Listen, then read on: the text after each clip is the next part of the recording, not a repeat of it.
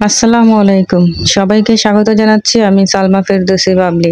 আশা করি সবাই ভালো আছেন। আমি আল্লাহর রহমতে ভালো আছি। আজকে আমি আপনাদের জন্য নিয়ে এসেছি শুটকি দিয়ে চিচিঙ্গা রান্নার রেসিপি। আমি এখানে নিয়েছি মলা মাছের শুটকি। আপনারা চাইলে যে কোনো শুটকি দিয়ে রান্না করতে পারেন। আমি যেভাবে রান্না করি আপনাদের সাথে শেয়ার করব। আশা করি রেসিপিটি সবার ভালো লাগবে। চলুন রেসিপিটি শুরু করা যাক। এখানে আমি 3টা মাঝারি সাইজের চিচিঙ্গা নিয়েছি। এখন চিচিঙ্গাগুলোকে খোসা ফেলে দেব। আমি সবগুলো চিচিঙ্গার খোসা ছিলে নিয়েছি। তো দেখুন এখন আমি চিচিঙ্গাগুলোকে কেটে নেব। চিচিঙ্গাগুলোর মাঝখান থেকে কেটে আমি মাঝখানের বিচিগুলোকে ফেলে দেব। আর এভাবে একটু ছোট ছোট লম্বালম্বি ভাবে কেটে নেব। তো এভাবে আমি সবগুলো চিচিঙ্গা কেটে নেব। দেখুন আমি সবগুলো চিচিঙ্গা কেটে নিয়েছি। এখন আমি এর সাথে দিয়ে দেব আলুটা আমি খোসা সহ নিয়েছি। তো শুটকির মধ্যে আলুটা খোসা সহ দিলেই ভালো লাগে। দেখুন আলু আমি একটু লম্বালম্বি ভাবেই কেটে নিয়েছি।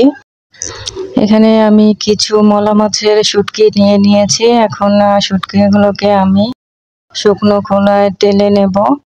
তো আমি একটা কড়াই বসিয়ে দিয়েছি এবং কড়াইতে শুটকিগুলো দিয়ে হালকা আঁচে ভেজে নিতে হবে। তো শুটকিগুলো ভাজা হয়ে গেছে।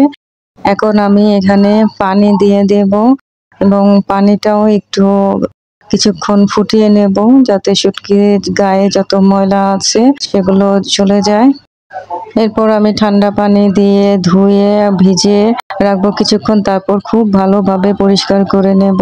এখন আমি চুলায় একটা প্যান বসিয়ে দিয়েছি এবং এখানে তেল দিয়ে দিয়েছি 3 টেবিল চামচের মতো। দিয়ে দেব রসুন কুচি দিয়ে দিয়েছি 1 টেবিল চামচ। দিয়ে দেব পেঁয়াজ কুচি। পেঁয়াজ এখানে মাঝারি সাইজের 3টা দিয়েছি। আর দিয়ে দেব কাঁচামরিচ ফালি করে। কাঁচামরিচটা ঝালের জন্য, আর শুটকির তরকারিতে ঝাল একটু বেশি ভালো লাগে। তো আমি পেঁয়াজ কাঁচামরিচ আর রসুনটা ভালো করে ভেজে নেব, অতটা ব্রাউন না করলেও চলবে।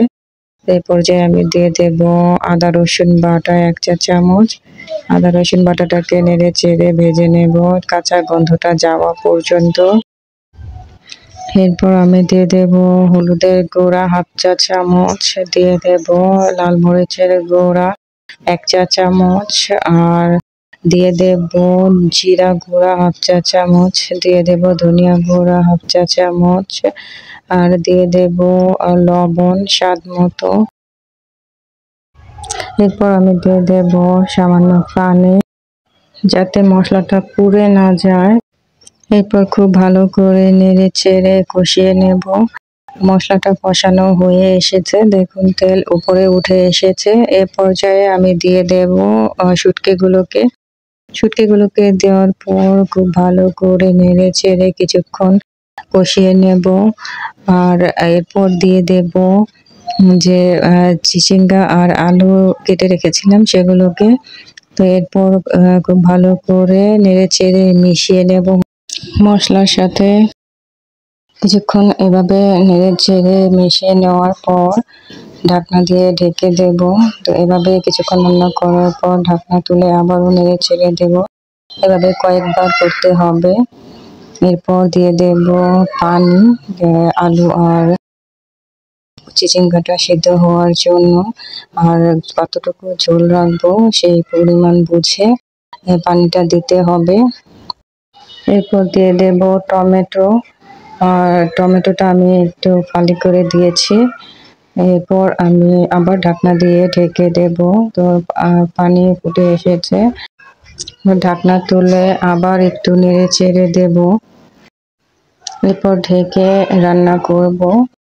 ঝোলটা শুকিয়ে আসলে হয়ে যাবে। দেখুন আমার শুটকি দিয়ে চিচিঙ্গা রান্না হয়ে গেছে।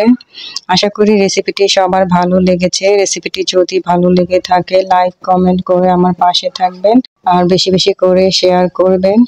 আবার হাজির হব নতুন কোনো রেসিপি নিয়ে। সবাই ভালো থাকুন, সুস্থ থাকুন, সুন্দর থাকুন, নিরাপদে থাকুন। আজ এই পর্যন্তই। আল্লাহ হাফেজ।